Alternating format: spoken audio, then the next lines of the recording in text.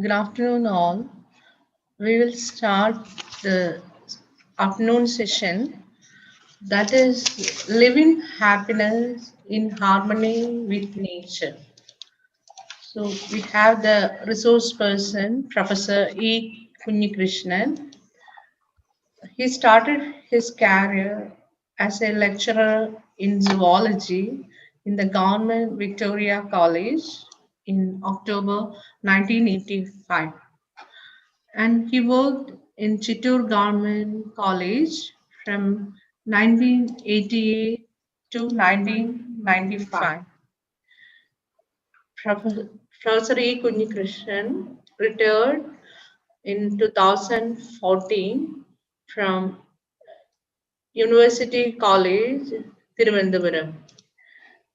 He worked as associate professor in the Department of Zoology, University College, Thiruvananthapuram. He has a postgraduate diploma in Environment Law Academy, Thiruvananthapuram. See, he acquired the diploma from Law Academy, Thiruvananthapuram, and he did the certificate course in epigraphy from Kerala Council for Historical Research. He has a vast research experience in various forest regions in Western Ghats, especially Parambikulam Sanctuary and Iravikulam National Park, in studying ecology and wildlife. So he is a resource person to various scientific bodies and government departments like Kerala Forest Department, State Council for Science, Technology and Environment, Kerala, Kerala Biodiversity Board, etc. He is a member National Academic Committee in the conduct of national level program of the National Children's Science Congress organized by Department of Science and Technology, Government of India. And a photo documentation of the biodiversity of the Western Ghats is an ongoing activity. Excavating the ecological history of the Western Ghats is the present passion. And he made an expedition to Antarctica in January 2017 and made an expedition to Costa Rica rainforest in June-July of 2018. So he has published many popular articles and scientific papers in various journals and periodicals on topics like forest and biodiversity, conservation, environment protection, etc. So with this introduction, I welcome Professor Kunyikrishnan to handle the session. Welcome, sir. Okay, thank you, Mary. So I will have to thank those who are responsible me being here, and especially I will have to thank AICT, ATAL, and LBS Kasaragod, and I think only because of certain staff members who came to know me. Through them only I got this opportunity to talk on a favorite topic, that is live in happiness in harmony with nature. Because that in introduction, I was actually working in the Western Ghats when the faculty of LBS asked me to make a presentation. I was telling them that I may not be a suitable candidate for this because I'm largely working in ecology and environment and the conservation of the biodiversity, and your topics may be different. Maybe you will be liking preferring engineering topics. Then they told me that it is happiness, living in harmony with nature. Okay, that we can always make, because here I will try to make, so it is about happiness and living in harmony with nature. So how it can be connected, and we so I was actually telling, if I talk ecology, it will be only sad things, nothing to be happy, because we are living in the Western Ghats. I will talk about the Western Ghats. Then yes, about the mountains, and we belong to the mountains. That is what I belong. I believe. So whatever happening to the health of the mountains, the ecology of the mountains, the ecosystems in the mountains, that will be reflecting in our life also. Now we are undergoing or going through an agony, the pandemic, the corona pandemic, COVID-19. And how can the humanity be happy at this juncture? Because the entire world is suffering, not some part. During the Ebola, we were actually talking about the African parts. We were not bothered. And maybe during the plague also, the Europeans affected the most.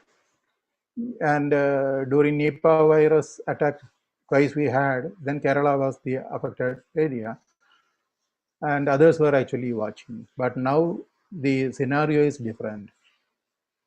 The entire humanity of the world is not that happy.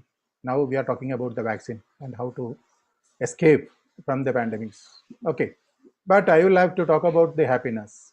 Happiness, what is meant by happiness? Happiness is the feeling that comes over you when you know life is good and you can't help but smile. Whenever we talk about the pandemics, the smiling faces are very rare. And it is opposite of sadness.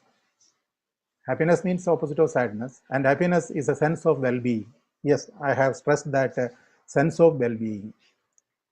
There should be a sense of well-being, then only we will be happy. So the well-being, I wanted to connect it with ecology. The ecology, the subject which I studied, I researched, and a passion to me, very passionately I have studied that topic. I was running around or walking around the entire Western Ghats, even the other mountain ranges like the Himalayas, in search of something, maybe happiness. So how we can have the sense of well-being, joy and contentment. So nature provides means by which things come to life, protect themselves, grow to maturity, reproduce, and die to be recycled to support a future generation of life. Since people are part of nature with a basic nature of their own, sustainable living must also be in harmony with nature. So sustainable living, if we are to be happy, it should be a sustainable kind of existence, sustainable living. And that will be in harmony with nature. If it is not in harmony with nature, it will not be sustainable. That is the point we will have to remember. So just let me quote from John Muir, a very my favorite author. He is a Scottish American naturalist and a poet also. So climb the mountains and get their good tidings. Nature's peace will flow into you as sunshine flows into trees. Nature as sunshine flows. The wind will blow their own freshness into you, and the storm their energy, while cares will drop away from you like the leaves of autumn. This is by John Muir, the Scottish American naturalist. Okay, so with this quote, I will have to proceed to the Western Ghats, our mountains, because in the peninsular India, it is the lifeline of 6 states. The Western Ghats, it is one of the oldest mountain chains in the world. It runs from River Tapi in Gujarat to Kanyakumari, maybe around 1,500 kilometers long, maybe having an area of 1,64,000 square kilometer. And it is running along 6 states, Gujarat, Maharashtra, Goa, Karnataka, Tamil Nadu, and Kerala. Actually, maybe 220 million of people in these 6 states, are fully dependent, directly or indirectly, on the Western Ghats. So I mean that the well-being is the basic thing for being happy. Okay, so for the well-being of the people, more than 22 crore people or 220 million people, it is because of the Western Ghats.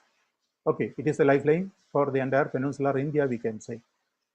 And even India's 40% drainage is from the Western Ghats, even the west flowing and the east flowing rivers.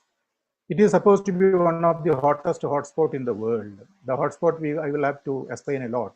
There is a slide coming for that. Then I will explain what is meant by hotspot. Then UNESCO in 2012 July declared 39 places in the Western Ghats as World Heritage.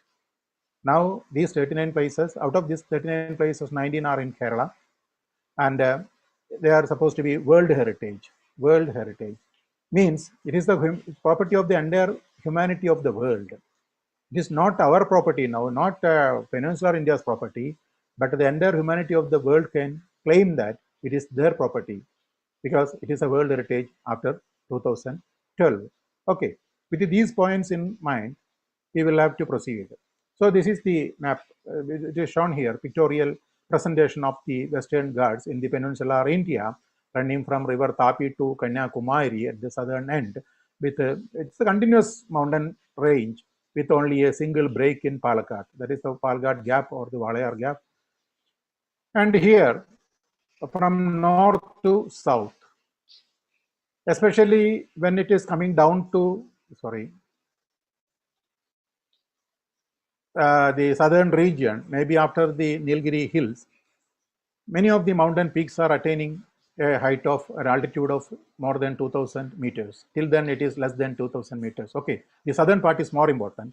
And this mountain range, so if somebody asks you, what is the importance of Western Ghats? Can you explain it in one sentence? Yes, there is an answer. It is roughly 6% of the geographical region of India, but home for 30% of flora and fauna of the nation. That is the importance of the Western Ghats. It is roughly 6% by geographical representation, but representing 30% of flora and fauna in the nation, because India is a mega biodiversity country in the world, because 17 or 18 countries are supposed to be mega biodiversity because of the richness of flora and fauna. And especially India is one among them at the expense of the Western Ghats and the Northeast. So that is the importance of the Western Ghats.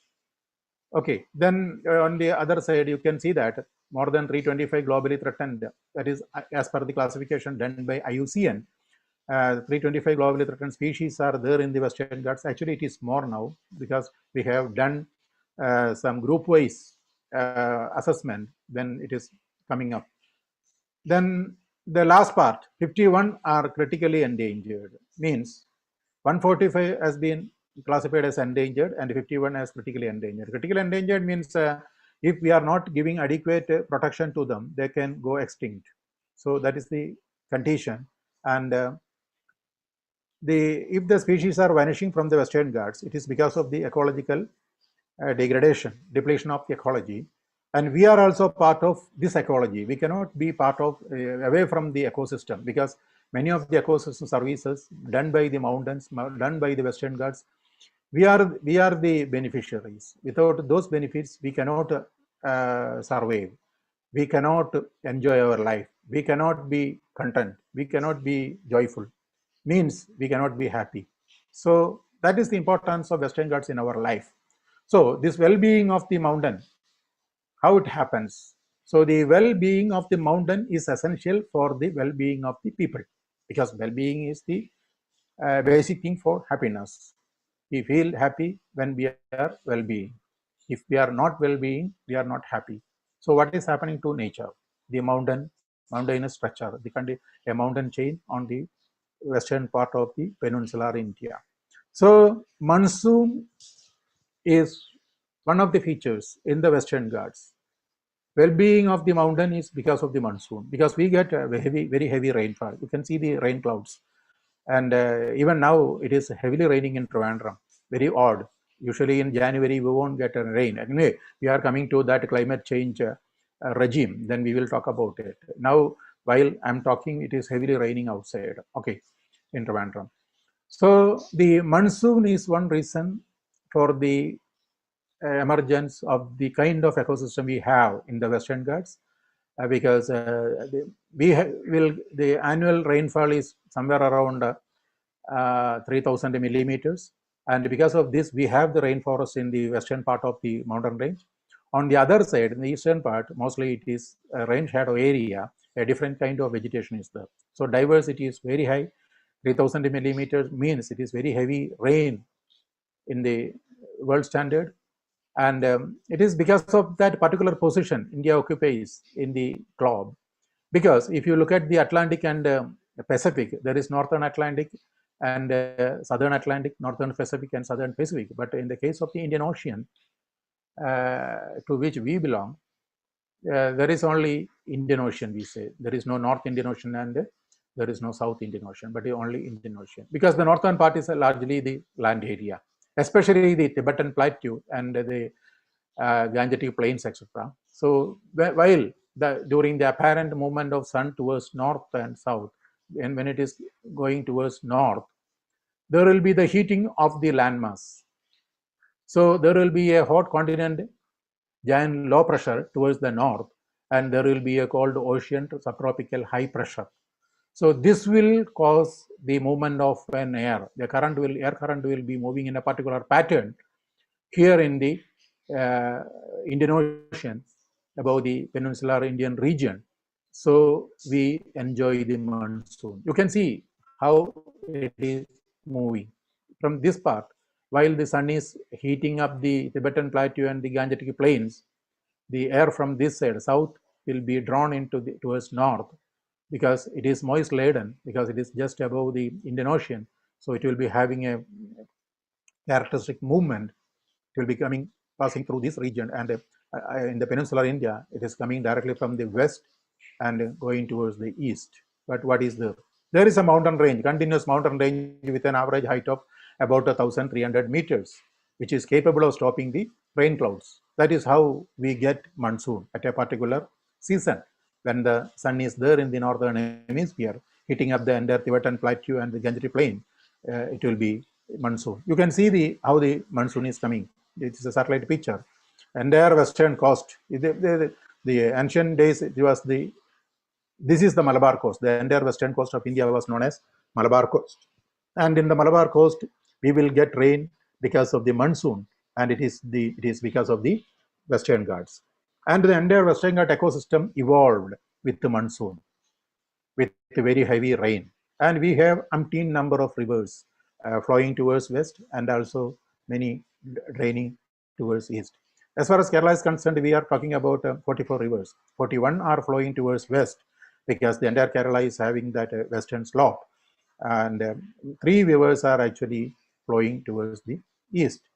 So this is that cloud formation in the Western Ghats during the monsoon. This is actually during 14/5, during the middle of May, the monsoon clouds were in formation. You can see how the Western Ghats is stopping the clouds and having the cloud crown above their crest, and how we enjoy the rain. Okay, then if we are getting very good rain, the natural vegetation will be rainforest. Okay, then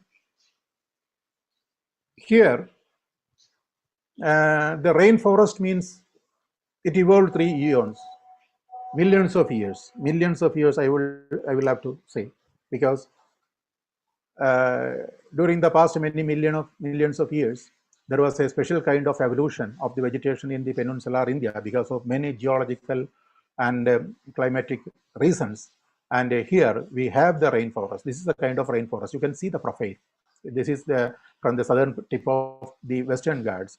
You can see the emergence. Some trees will be emerging out. Particular species will be emerging out. Not all species can be emergence. And some trees will be in the second layer canopy. Some will be there in the third layer canopy. And there will be a fourth or fifth layer canopy above the ground. So when rain comes,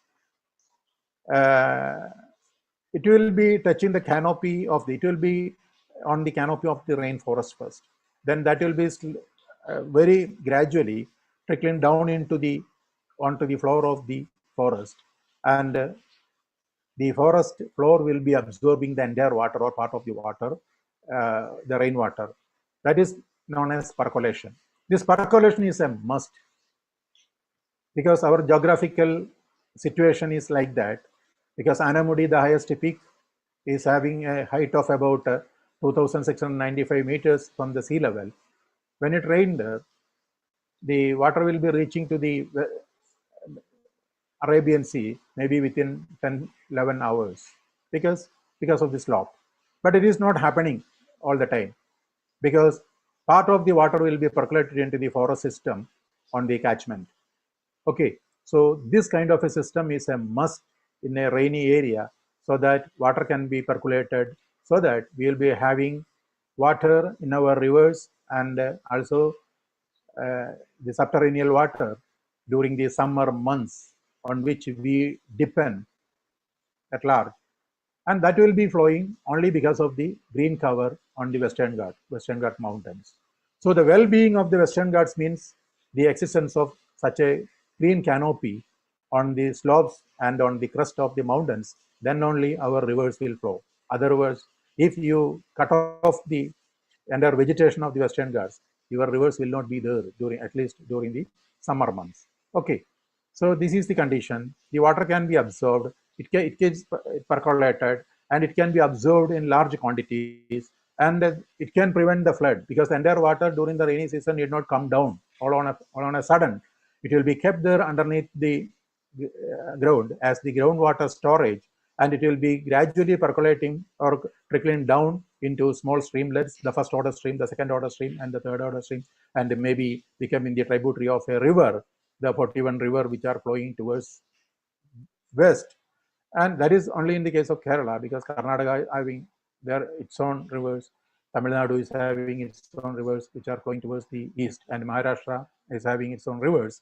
So the entire system is actually depending on the climatic peculiarities of the Western Ghats, the vegetational peculiarities, how it evolved. Okay, this is the canopy of a very good evergreen forest, and it is appearing as a uniform carpet or a blanket. But when you walk through the forest, you will find that umpteen number of microclimatic conditions are there.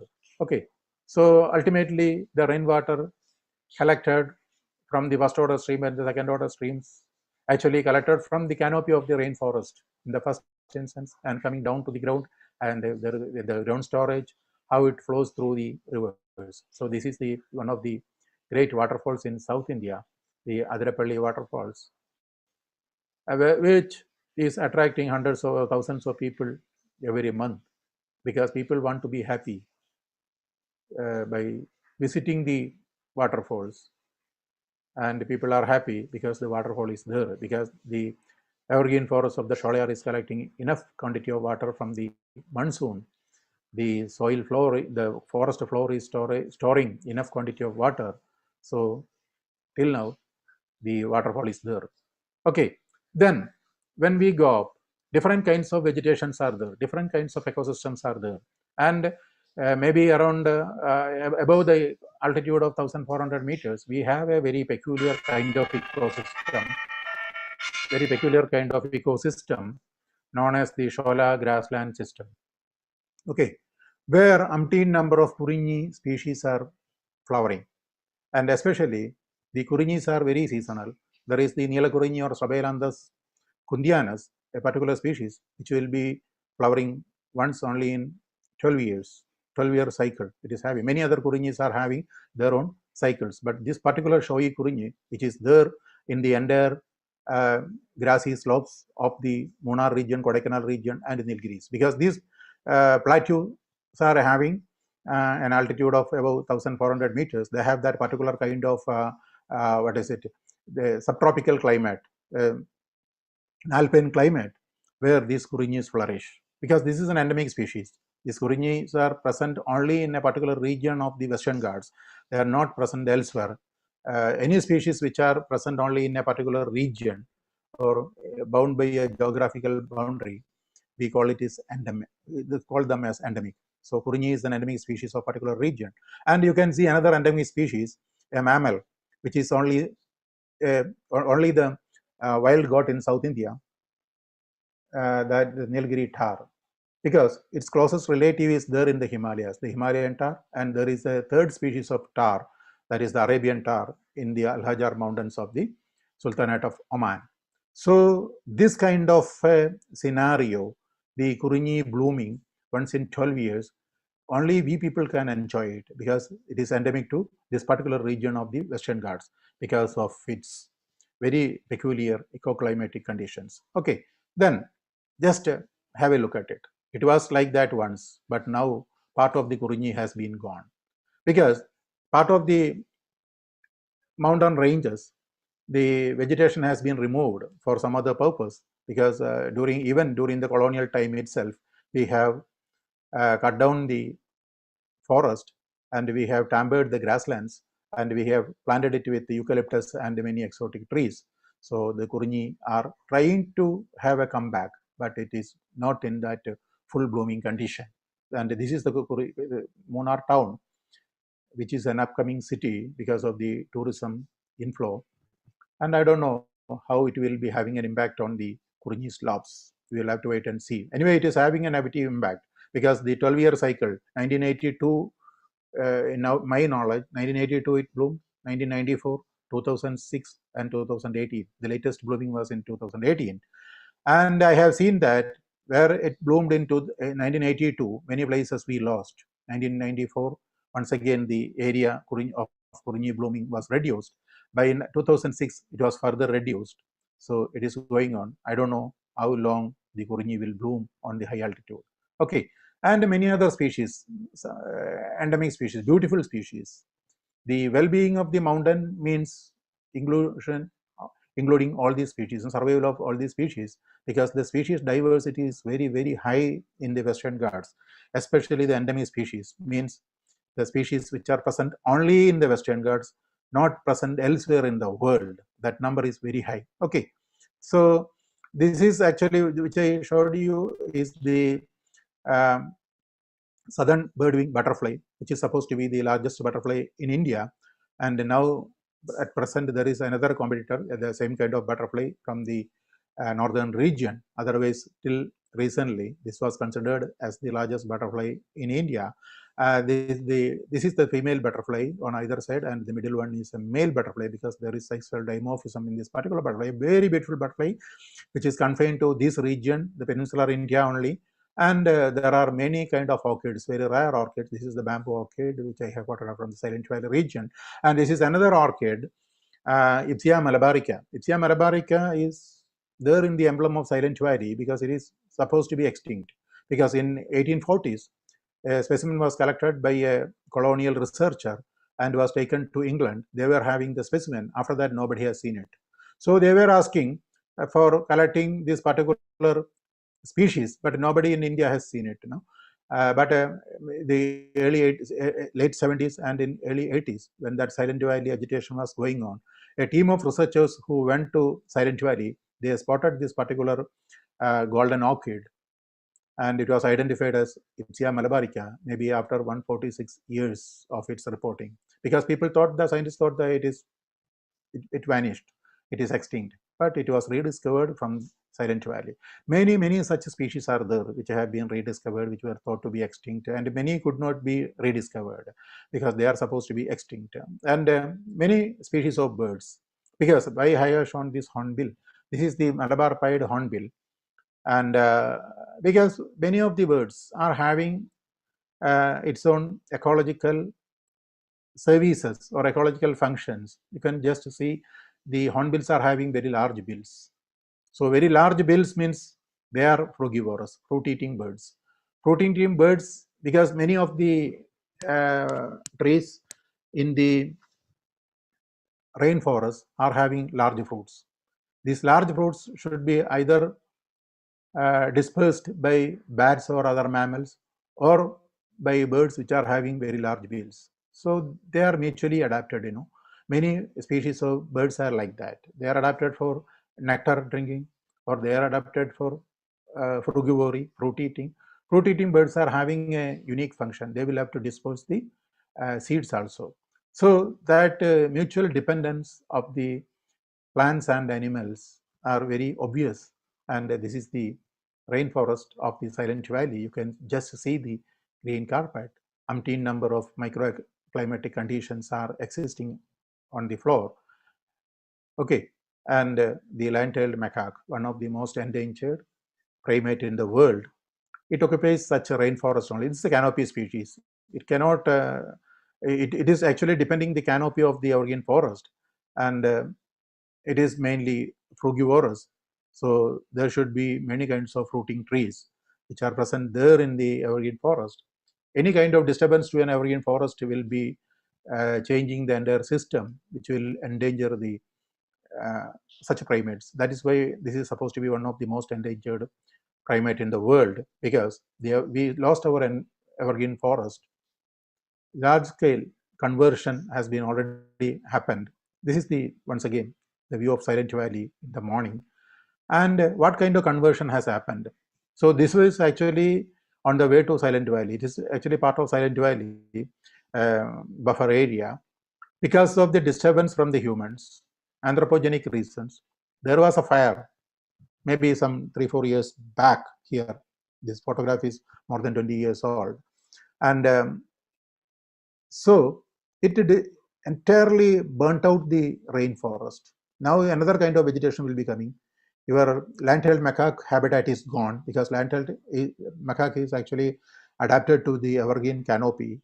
They cannot survive here. That is why our land-tailed macaque has vanished from many areas, because we have already converted, or we have already lost because of many reasons. This is because of a forest fire which raged through the forest. The entire canopy has been lost. So here another kind of conversion is happening in the other part of the photograph, that was cutting down the rainforest and we are growing teak. Then that ecosystem service, ecosystem functioning is hampered. So just you can see it. Then the kind of plantations we have raised. This is teak plantation. Teak is a peninsular Indian species, but that is a natural. In the natural forest, you will maybe per hectare or so you will be finding somewhere around between 15 and 20 trees. But when it is a plantation, it is a monoculture. By cutting down the entire vegetation, shaving off the entire vegetation, we are converting into the plantation, because we have started from during the colonial period, because they are in need of teak, because there was a huge demand for teak in the Europe during the colonial era when Britishers came here. So they thought that we will cut down the entire forest of Malabar region, because they started it from the Malabar region, from Wayanad, and they started planting the entire region with the teak, because there is a huge demand for teak. They never thought of the catchment area of the rivers. They never thought of the biodiversity existing there in the natural forest, because they thought the forest as a money earning entity, and they were planting it for commercial purpose. That is the plantation, commercial plantation. So that has changed the entire ecology of the region, and many of our area which were under natural vegetation are now in plantations, which started during the late 1850s and continued till 1980s. Just you can imagine the plight of our evergreen forest. So now there are problems. Man-animal conflict. Man cannot be happy because there is conflict with animals. Why not it happens? Why? Because the elephant is not having enough fodder in the plantation, because a kind of weed, exotic weed, has already dominated the undergrowth and the elephant is starving. So they will have to come out from the forest for having their food, forage. And you are having your plantations, you are having your paddy fields, maybe the plantain plantations, because the elephants will be coming and raiding it. Then we call it as then man-animal conflict. The elephants are coming, encroaching into the human habitats, because we have already done it. We have encroached into the elephant habitat, destroyed their habitat, their home, and now they will have to come out for forage. So this is happening in many parts of the Western Ghats. And the Gaur, the largest of the cattle family in the world, that is the Gaur. And you can see the eupatorium. It is an exotic weed, South American weed, which is dominant in this region, and much fodder is not there in the forest floor. So the gore is also in trouble. And we have huge areas under eucalyptus plantation because we were in need of pulpwood, because we are having pulp-based industries in many states in southern Indian states. So there was a huge demand for pulp. So what we have done is we have cut down the rainforest, including the evergreen forest. This is actually from the Silent Valley region, where we have cut down the entire rainforest and planted with eucalyptus. Now we are thinking of reverting it to the natural forest.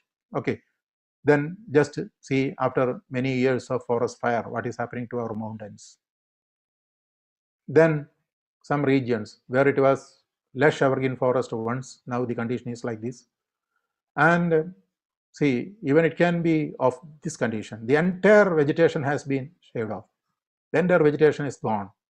Now it is the hilly slopes which is exposed to rains with landslides and also soil erosion.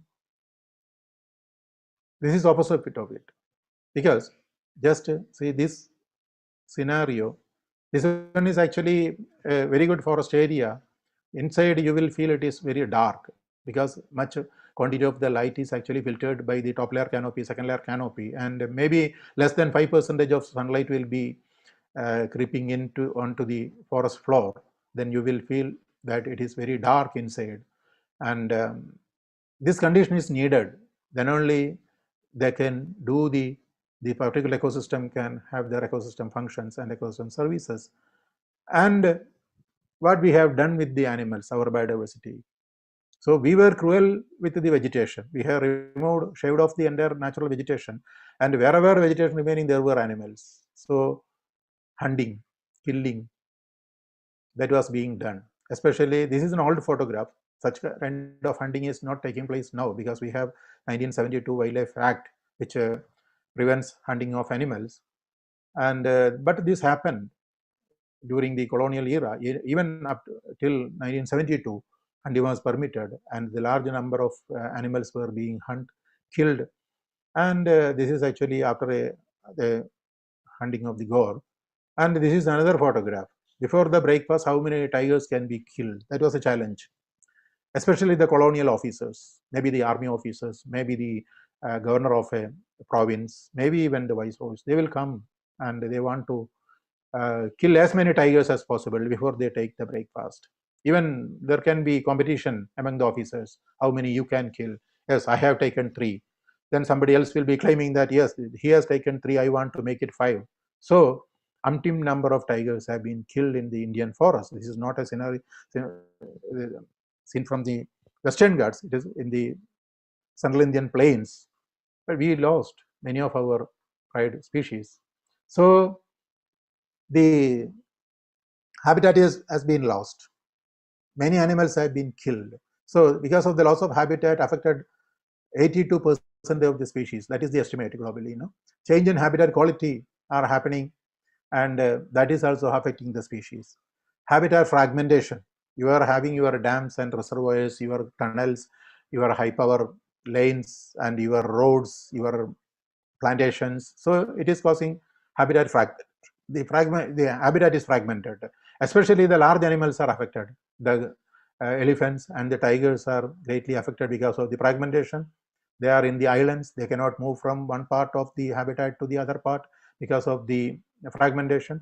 And persecution and exploitation of the population and collecting affected 44% of the species. Change in biotic environment, maybe because of certain alien species. Because with the dodo of the Mauritius is the synonym with the extinction.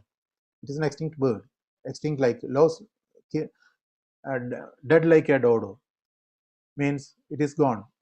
It was there till 1681 AD, and it was there only in Mauritius Island, which was colonized by the Dutch while they were coming down to the Malabar coast. And because they introduced many alien species into the island, and ultimately it caused the vanishing of dodo from that area. Many other species also vanished from the various parts of the world because of the change in the biotic environments. So all this happened in the Western Ghats also. There was loss of habitat, change in habitat quality, habitat fragmentation, and change in biotic environment. So ultimately what happened? After the independence, there was a kind of stock taking by the, after the Second World War especially, by the Europeans, because they were having colonies on the entire globe. So in 1988, one British ecologist, Norman Mayers, came out with some theories, because the extinction is happening in certain parts of the world, especially where there are many endemic species. And he identified certain places, because he was talking about conservation activities. We will have to concentrate our conservation efforts in certain parts of the world. And he identified some 18 places, and our Western Ghats was one of the places he identified, with a very, very unique kind of habitats, and where we have already lost more than 70% of the natural habitat, only less than 30% is remaining. And he was talking about the entire globe, but in the case of the Western Ghats, actually it was less than 10% of the natural vegetation which was remaining. Okay, then many other scientists also worked on it, then they made it 25. Now we are talking about some 34, 35 world hotspots, biodiversity hotspots, where we will have to be very careful with regard to the biodiversity, with regard to the remaining vegetation. And UNESCO has released this map, and Western Ghats is along with Sri Lanka is considered as hotspot number 21. Okay, then so that is happened to the vegetation. That was what happened to the animals and the biodiversity. Now we are talking about climate change and change in the Western. So there is a change in the Western Ghats region, that is very evident. The climate has been changed because of the vegetation, maybe because of the vegetation change. The water holding capacity of the soil has been changed because there is no much greenery. Many part we have already shaved off, many part we have already converted to other kind of vegetation. So what is the consequence? Droughts, floods, heat waves, cloudbursts, and intense cyclonic storms have been occurring frequently over the globe in recent years. And this frequent occurrence is there in the Indian Ocean also, especially the cyclonic waves. Okay, then severity of the flood and landslides intensified because of the anthropogenic activities, because of the human activities, many kinds of human activities which I was mentioning, and I will show you more pictures of what is happening to the Western Ghats, our mountain region. And mining, land use shift, deforestation, encroachment of the wetlands and the riverbeds are affecting the ecosystems. So this is what is happening. And now we are talking about the climate change. Even now, while I'm talking, we are witnessing another change in the climate, because during the January, we never used to have rains. Now, even now, it is heavy downpour here in the Trivandrum region. And January, there is no record in history getting this much rain, because 2010 there was some rain for 3 days or so, some 16 centimeters recorded. And before that, it was in 1976 we got rain in the January month. That is also less than 14 centimeters. But now it started somewhere on December 31st, 2020, till it is continuing. So now scientists are discussing about this kind of a change in the climate, because it is something like the monsoon climate. Okay, you can see what happened during the 2018 intense rain. There was heavy rain during 2018 August, the middle of August, 14, 15, 16. We got heavy rain, and this was the scenario in many of the mountain slopes. This is from the seen from Munnar, where the one slope failed. The entire mountain has gone down through the river. Okay, see, this happened in Wayanad. One slope failed, the entire mountain region came down, destroying the human habitats. So just to see how people can be happy in this condition. And these books, because I immediately after the landslide, after 2 weeks, I reached there, till I saw that these are the textbooks of an 8th standard student. She could not come back because she lost everything. Her house has collapsed. And after that, she could not come back and collect the books. See what happened. there was a kind of fissure which was happening down here, and one slope, one part has gone down, and one part of the house is there in this part, and one part is remaining there up. So this is what happened. This happened in Wayanad 2018. So just see what is happening after the landslide.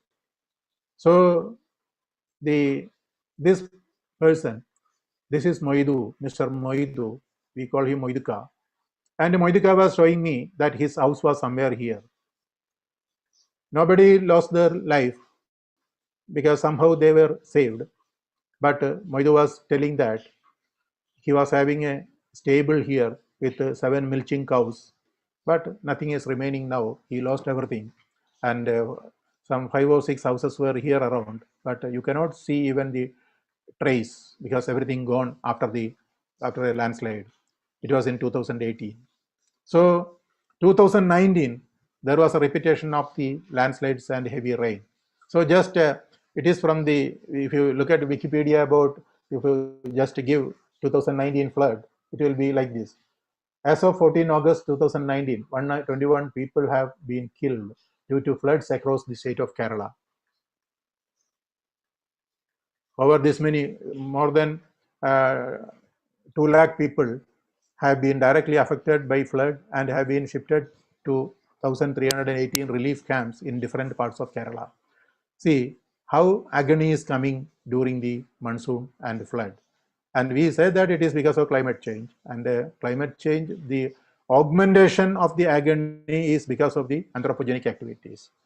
Okay, so the data from Kerala State Disaster Management states that as many as 1,718 houses have been damaged fully between 8 and 9 August, while the number of partially damaged houses are this much, more than 14,000 houses. So this is what happening. And the press report of 2019 flood, this appeared like this. There have been 80 landslides in the span of 2 days.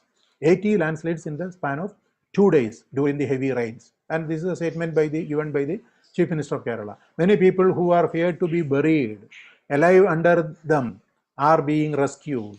Yes, and it is still critical situation as the the calamities interfere with the rescue operations because this landslide is going on and the rescue operation was, they were not able to carry out the rescue operations. Districts that have been severely affected include Wayanad, Kozhikode, Kannur, Kasaragod, and Palakkad and Malappuram districts. Okay, so 2019, there was a huge landslide in Malappuram district in a place known as Kavalapara. It is in Nilambur. And the entire slope has come down, and more than 30-40 houses were here around in the slope, and 58 people were killed, and many people could not be recovered still. Many bodies could not be recovered. So this was the condition. The entire slope has failed and it has come down, and 58 people were killed here. Okay, and we were talking about the reasons of the flood, how it happened. Yes, it is because of the heavy rain, unforeseen heavy rain. That is true, but the agony was augmented because of the human activities. Kerala floods experts point to the role of the quarries in the landslides because umpteen number of quarries, granite quarries are there in the slope of the Western Ghats, even on the top of the Western Ghats they are. See, this is the scenario in one of the quarries. That is what happening. During the heavy rains, the entire slope will be failing. Just see the satellite picture. This is a satellite picture of the nearby area of Kavalapara, where we had that heavy landslide during 2019 August. And this is one of the quarries. This is another quarry, and you can see the landslides happening up because the entire rock is shaken because of the blasting in the quarries. And during the heavy rainfall, if it is a mild rainfall, nothing will be happening. The soil will be almost anchored to the slopes. But if it is a very heavy rainfall, the entire slope will fail and everything will come down. That is what happening. So rain kills 12 people in Pune. Once again, it is also part of the Western Ghats. And heavy rain havoc in Uttar Pradesh kills 44. and more shower likely today. That was a report on 28th, 2019. So it is happening in the other parts of India. Okay, and much of the, we will come down to the theories. Much of the human history, what is happening? Much of the human history has been written in terms of an ongoing struggle of man against nature. Man against nature. We are thinking that we will have to fight with nature. Okay, the process, the forces of nature, wild beasts, floods, highly contagious diseases have been cast in the role of enemy of humankind. Okay, the entire force of nature, wild beast, floods, highly contagious disease have been cast in the role of enemies of humankind.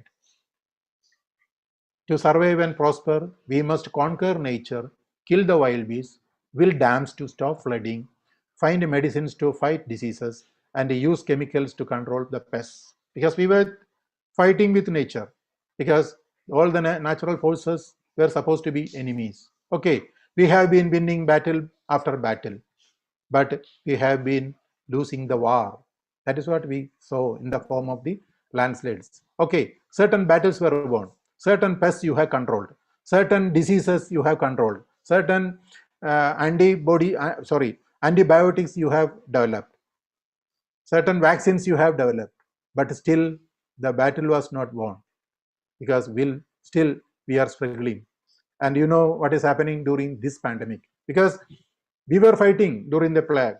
Maybe about two-thirds of the population, maybe half of the population of Europe was wiped out during those dark era of plague. And we heard about the Spanish flu during the immediately after the First World War.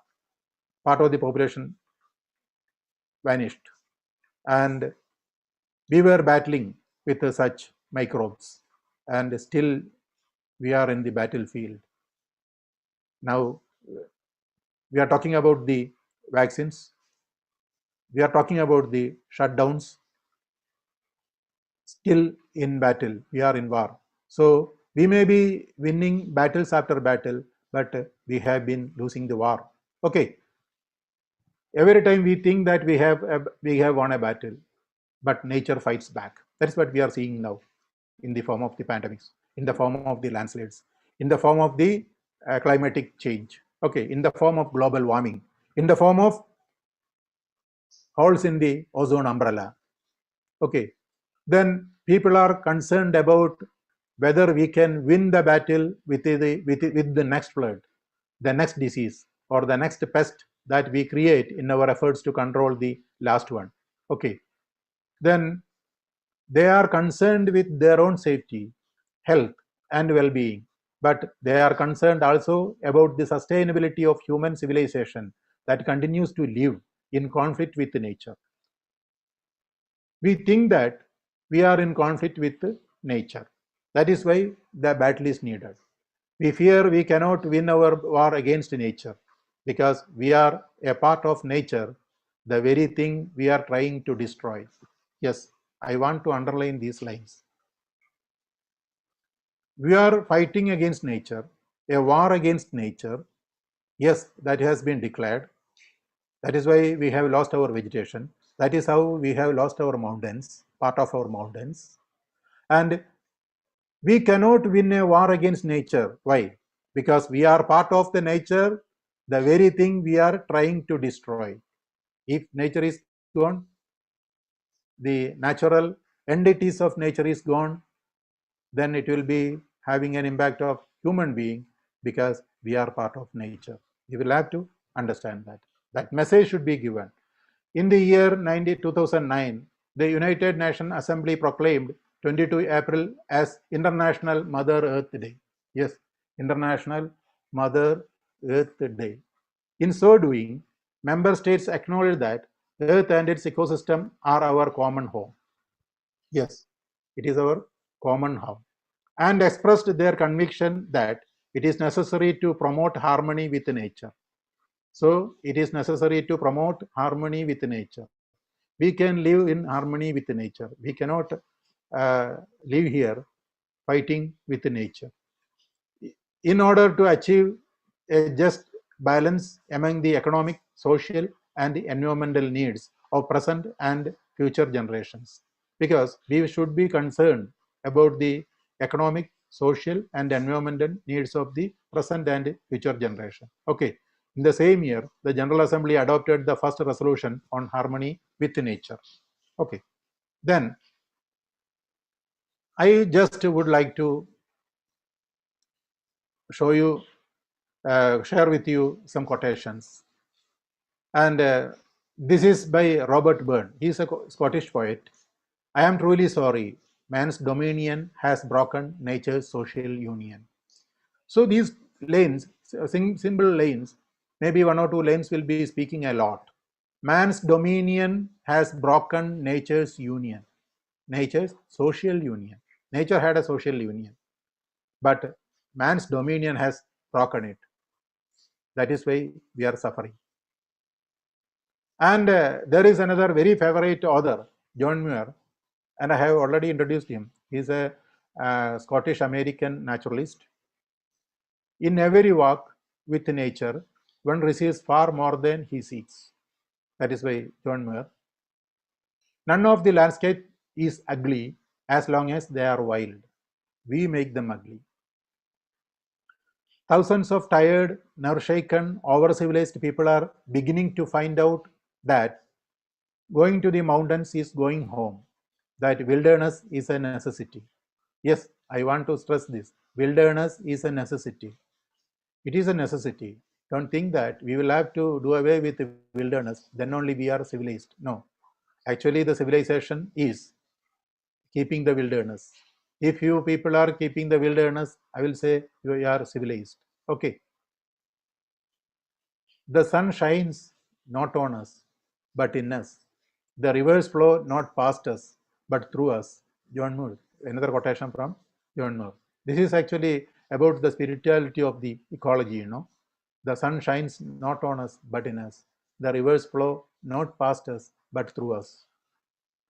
We are now in the mountains, and they are in us, kindling enthusiasm, making every nerve quiver, filling every pore and cell of us. Another quotation from John Muir. Most people are on the world, not in it. He was actually talking about the superficial thinking of humans. Okay, the battle of conservation will go on endlessly. It is part of the universal battle between right and wrong. Yes, it was actually conservation, the conservation of the natural habitats. We will have to fight. The battle of conservation will go endlessly. As long as humans are fighting with nature, there will be another group which will be, they will be arguing for conservation. That battle will go on. It is part of the universal battle between right and wrong. Okay. This is the quotation I liked the most. God has cared for the trees, saved them from drought, disease, avalanches, and 1,000 tempests and floods. But he cannot save them from fools. Once again, I will read.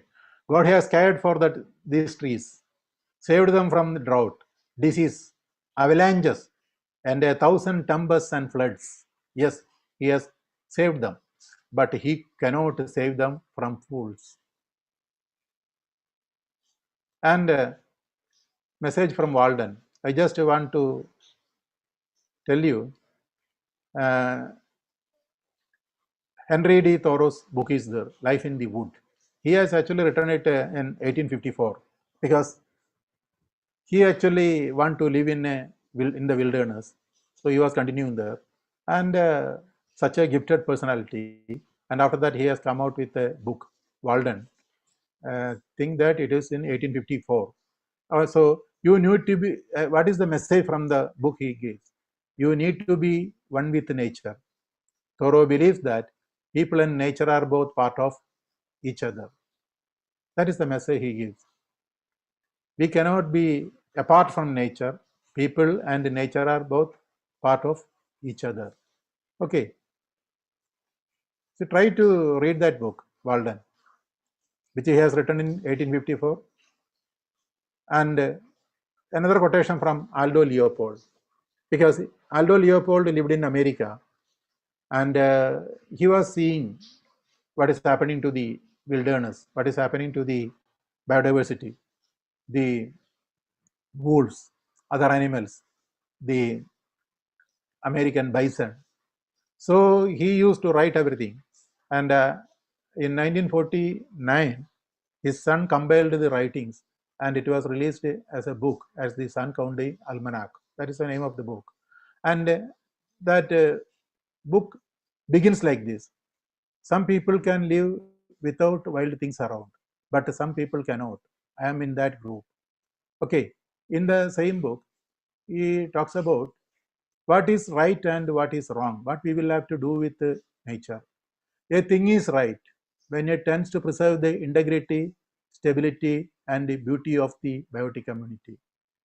It is wrong when it tends otherwise. So, to understand this, you will have to be aware of deep ecology. A thing is right when it tends to preserve the integrity, stability, and the beauty of the biotic community. It is wrong when it tends otherwise. So, what is meant by the stability, beauty, and the integrity of the biotic community? That we will have to understand. That is deep ecology. You will have to understand the spiritual in a spirituality way. Okay, then only we can decide the right and the wrong. Okay, so I am coming to a conclusion. The last slide. Once again, a quotation from Henry David Thoreau. Happiness is like a butterfly. The more you chase it, the more it will elude you. But if you turn your attention to other things, it will come and sit softly on your shoulder. That is the writing by a quotation by Henry David Thoreau. Happiness is like a butterfly. The more you chase it, the more it will elude you. But if you turn your attention to some other things, it will come and sit softly on your shoulder. Okay, be happy. Thank you very much for giving me such a grand opportunity to be with you. And I was told that I will be getting around 1.5 hours or so, including the discussion time. So I have kept much time for discussion. So once again, I will have to thank the faculty of the LBS Kasaragod for giving me such a grand opportunity to be here with you this afternoon. While it is raining outside, while worrying about the climate change, while worrying about the well-being of nature, while worrying about the pandemics, It was while a wonderful session. expecting the the vaccines to come, so that we can remove our mask and go out, so that we can have the fresh air, so that we can have the gatherings, we can talk to our friends, relatives, one-to-one. Okay, thank you very much. Be happy. Thank you, sir. I now invite the participants, some of the participants, to respond. If you want to say anything.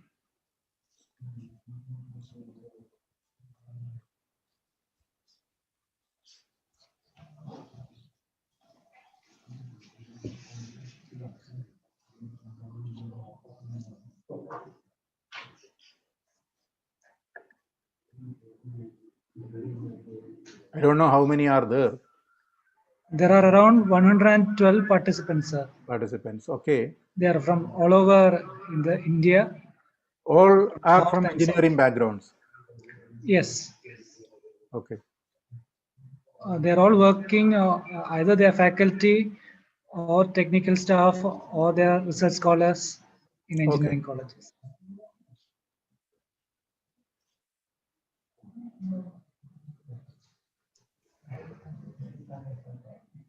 So I was talking about the well-being of the Western Ghats, how it reflects in our life. That's all.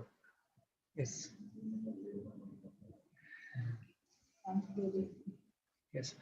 We as engineers usually neglect our environment and we don't care much for the nature.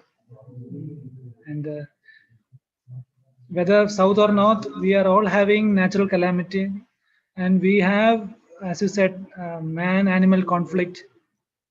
Several instances are there when we are conquering their habitat. We are actually making whatever engineering products we are making, we are actually misusing. Many times we are using natural resources to a large scale. So with this, we are building buildings without caring for who is actually the inhabitants of the land.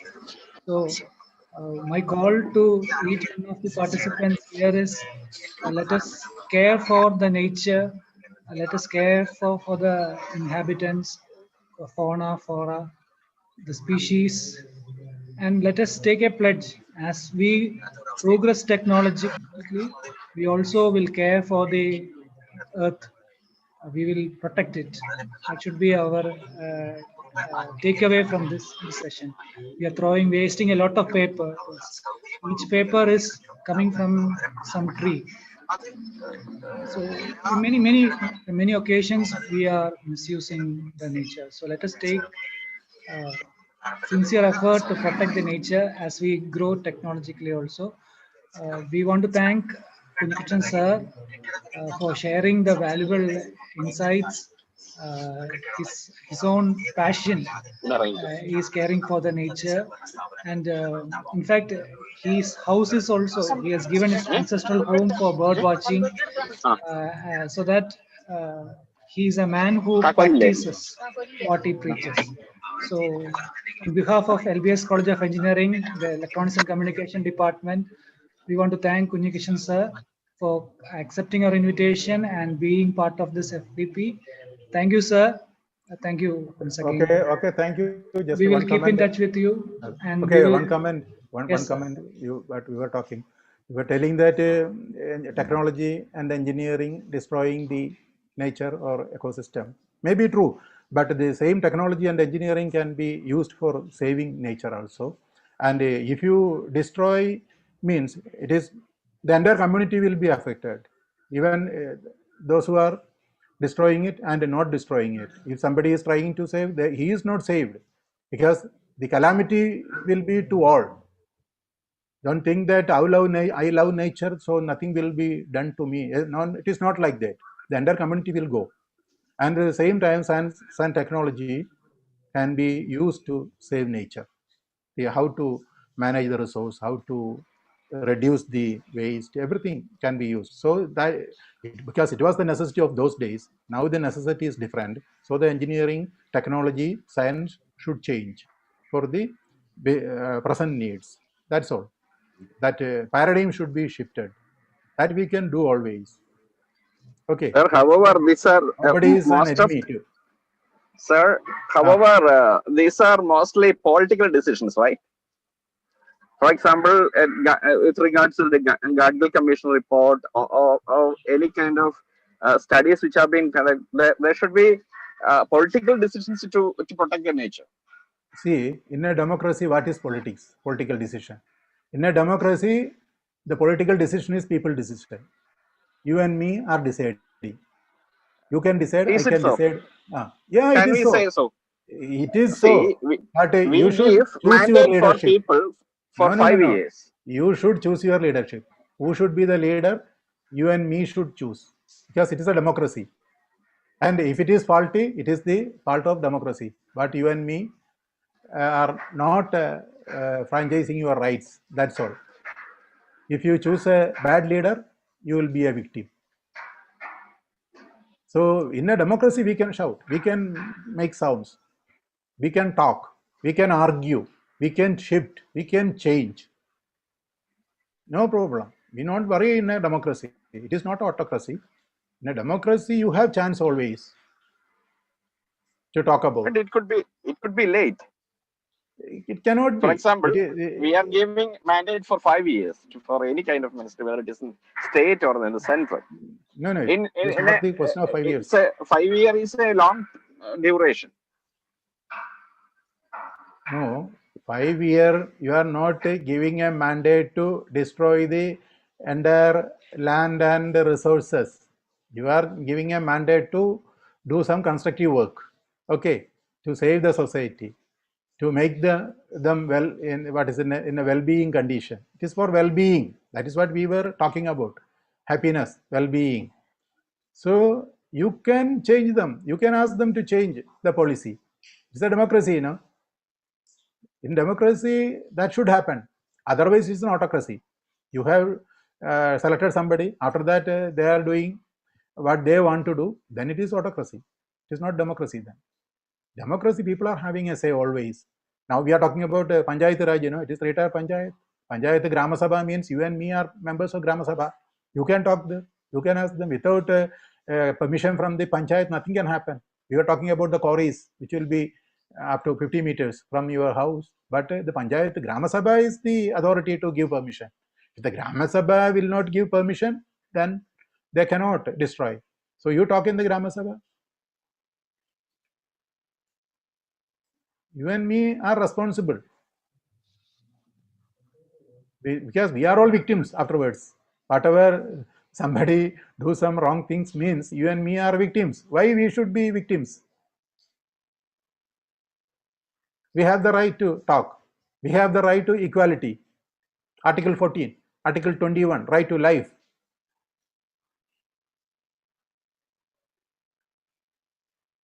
Yes, that should be there, you know. Don't think that your duty is only engineering. Yes, I will construct house.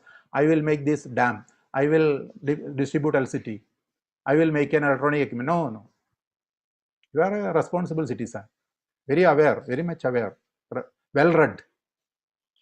You have utilized the public resource for that, taxpayers' money. So you have a responsibility to save humanity. Okay, take it like that way. You know, you and me know what is reality. But I cannot talk like that, you know. I cannot give you only a positive message, not a negative message. Because the young generation should fight. It is their world, their water, their air, their food, their land, their nature, their river. It should be there. Okay. I think the participants got that spirit of my talk. That is why I have shown all those quotations from John Muir and Walden, Thoreau. Read it. Because just that quotation I would like to repeat. He has saved the trees. God has saved the trees from floods, tempest, drought, disease. But he could not save it from fools. Who are the fools? You decide. Hope that it is not you and me. Don't be fools. Okay. Thank you, sir. Just you decide that you are not a fool. Everybody can decide like that. I don't want to be a fool. Okay. Please decide you are not a fool. Thank you for your strong Okay. message and inspiration, sir. I think all the participants got that right spirit from this session. It's even though it is non-technical means, it is very essential. You know, as we live in a world, and we have to think of our existence. Then only technology, we can bring technology and advancements in technology. So thank you, Professor Punyakrishnan, for sharing his Okay, Mary experience. Rina, just one thing more to the Yes. LBS faculty. I would like to disclose that I am from your neighboring village. I am from Okay. there only. Yes, yes, he's a native from Kasargod. Warm welcome, sir. Not far off from LBS Institute. Yes, sir. Yes. On the other side of the river. Okay. Okay. Okay, we'll surely Okay, meet, thank sir. you. Thank Okay, you. thank you. Thank you, sir. So, dear participant, this is the end of day 3. Thank you all for joining all the 3 sessions today. Hope it was beneficial for you. I will check. I got comments that feedback form is not able to be completed. Okay, let me see. I will look into that. So thank you all for joining. See you all tomorrow. So we are now discussing about the applications of Internet of Things, and tomorrow we'll be going into industrial Internet of Things, IIoT. So we have Abraham T. Matthew. He's a former Dean of National Institute of Technology, Calicut. He's going to be with us and share his insights. And after that, we have 2 sessions about a IoT framework for flood monitoring system, flood warning system. We have some demos also coming up in the second session. So please join us tomorrow. Thank you all for joining today. I want to remind one more thing. Tomorrow we are going to take a photograph of the entire participant. So everybody kindly join immediately after the first session of the talk of Dr. Abraham T. Matthew, sir. We will have a photo session. So kindly get ready for the session also, for the photograph also. And the test will be on the last day, Friday, at around 3 o'clock. So thank you all once again. Bye-bye.